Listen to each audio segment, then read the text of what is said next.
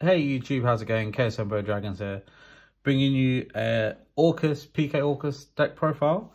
I actually quite like playing Orcust, and I've been probably playing it quite a long time, so I always quite enjoy this deck, and I thought I'd just bring you my most recent deck profile.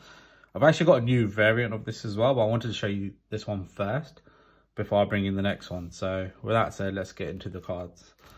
So I'm going to show you this kind of in terms of packages. So first go through the Orcust package.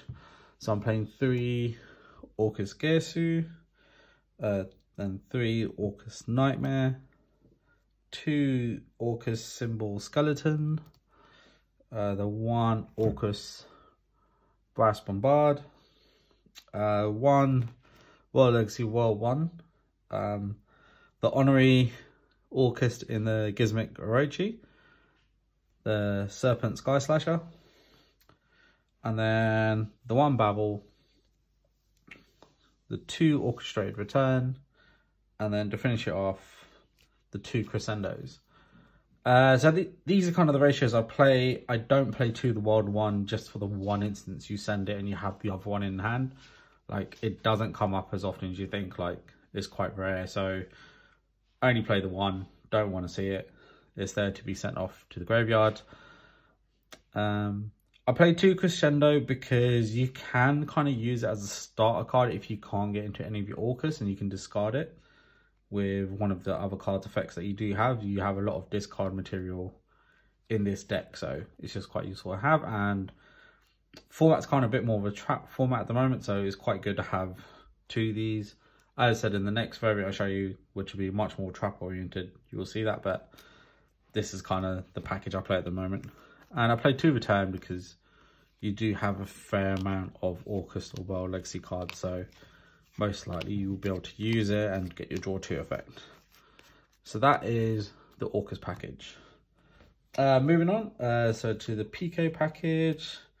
Not as big, but still kind of prevalent. So I've got 3 of the Phantom Knight of Tawnscales, 1 of the Silent Boots, 1 of the Ancient Cloak, and then I'll play 1 of the Shane Brigandine, and then 2 Phantom's Knight Fogblade.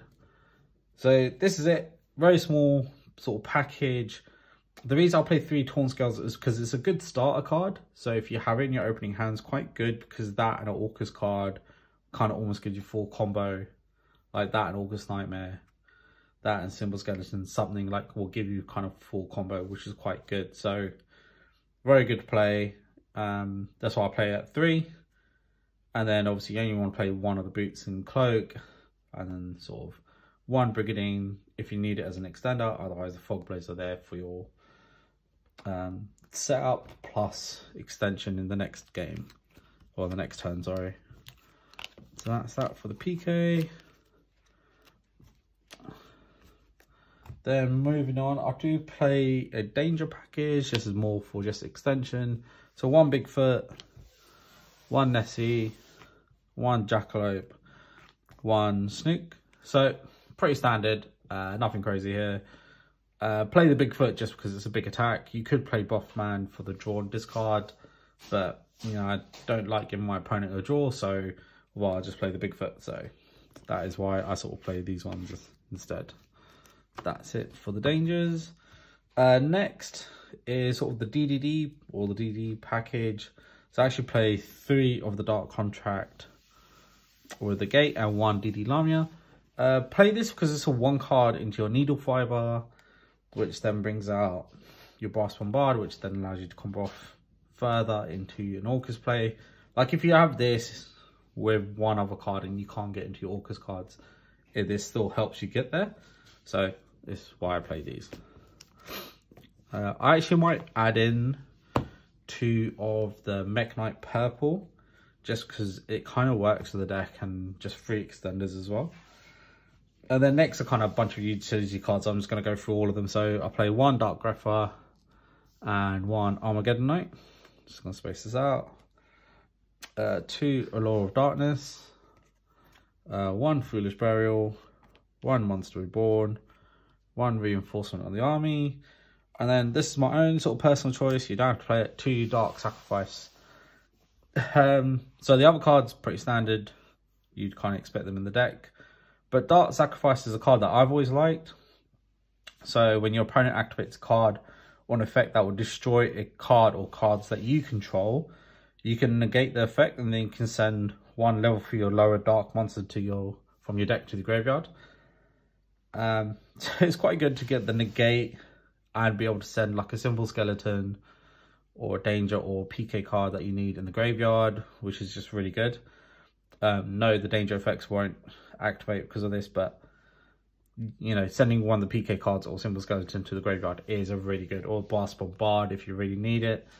Like, it's just, I like that as a utility, but this is an easy card. Like, I could easily take these two out and put in the two Mekk-Knight purples instead.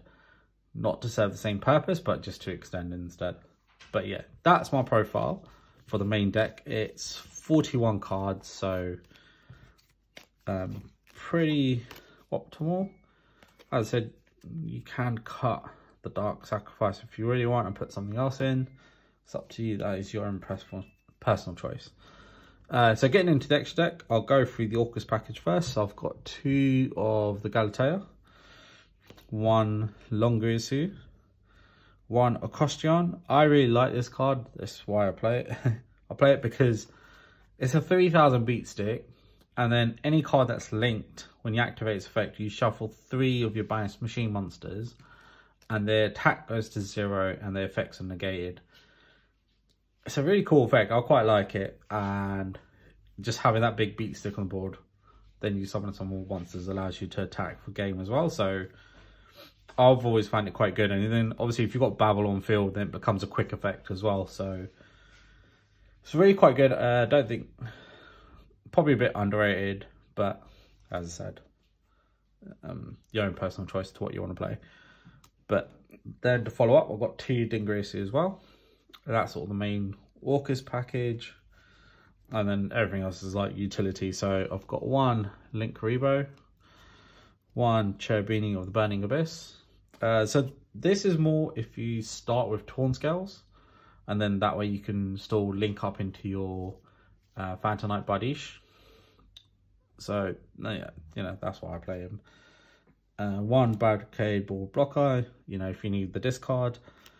1 IP, 1 Needle Fiber, 1 Rusty Bardiche, 1 Nightmare Unicorn, and then for the black cards, I've got 1 Zerberus and 1 Access Code Tool card. That could be Borosword if you want, but you know, these are like, Access Code Hawk is quite powerful cards. You're not going to have many different attributes. You'll have like 2 max with Needle Fiber and then Dark, so 2, so Water and Dark.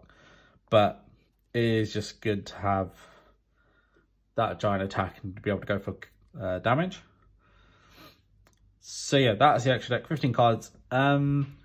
You could, I've seen some profiles where they play like the TG Wonder Magician and then be able to go into a Shen Shen in your opponent's turn, which is actually quite cool.